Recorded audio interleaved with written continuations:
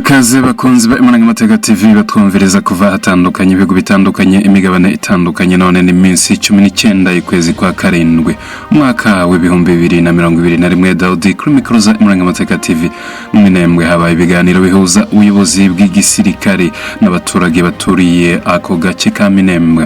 Abi biganiro byitabiriwe n'abaturage batandukanye ndetse ibi biganiro bikaba byavuyemo icyemezo cy'uko abaturage bashobora gusubira mu byabo mu mihana yabo ahatandukanye igisirikare kibibemereye.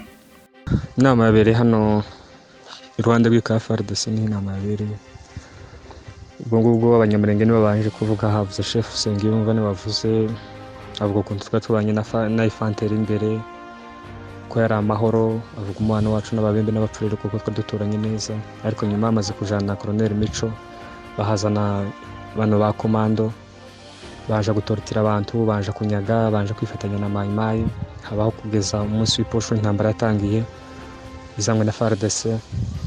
Abo bagwanye ntabwo twari tubazi kuko bagwanye n'abandi bahora barwana, ntabwo tuzi abo barwanye nabo kugeza uno munsi. Ni byinshi nyine bagiye bavuga ukuntu FARDC yapiye, ukuntu yasahuye amazu, ukuntu FARDC yanyeze inka, hanyuma baza gutanga recommandation, niho baje kurangiriza muri recommandation bavuga kuko bashaka amahoro, ndetse recommandation abanyamurenge batanzemo ibintu nka bine. Ibyo batanze, ijambo rya mbere basabye kuko iyi komando bashobora kuyikurana gakenke bakabazanira infanteri. Ijambo rya kabiri baravuga ngo bashaka kuko MONUSCO kuko ico kiramutse kidashobotse MONUSCO yaza igatura hano gakenke na police, MONUSCO akaba ari haba na police akaba arizo cunga umutekano, komando ikahaba. Kigira gatatu bavuze kuko amazu yose yatwitswe n'abasirikare ba leta n'inka zose zanyazwe na leta igira ikintu ikora kugira ngo yubakire aba bantu basenyewe bahishije amazu kandi amazu atatwiswe n'amaya yatwiswe na leta. Cyanyuma abaturage bose batashe mu mihana uko bantu bose ko barahunguka, impunzi ko zirashika mu mazu kabisa. Ngubu abantu benshi bamaze gushika mu mihana, gusa amahoro y'amayenga abiri yo arasa n'ayagarutse. Uko niko byifashe.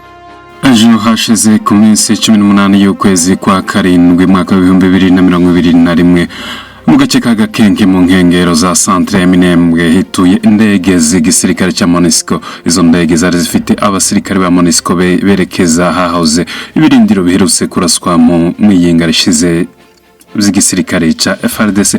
Abatandukanye ntago baramenya ibijanye n'uruzinduko rwa MONUSCO muri ako gace, ariko bigaragara ko ari iperereza ndetse na raporo yabigiye gukorwa ku bijyanye n'imirwano yabereye muri ako gace ka Gakenke.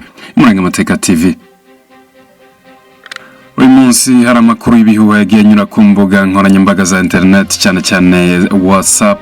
Abatandukanye bagenda bavuga ko mu cyo hagati yashobora kuba hatewe n'igisirikare cya FARDC, ariko ayo makuru n'ibihuha ntago ako gace katewe uyu munsi. Usibye intambara yabaye muri Minembwe ku minsi 17 n'iposho mwiyinga rishize ejo ku minsi 18 n'uyu munsi nta sasu ryumvikanye hatandukanye haba muri Minembwe ndetse no mu nkengero za Minembwe.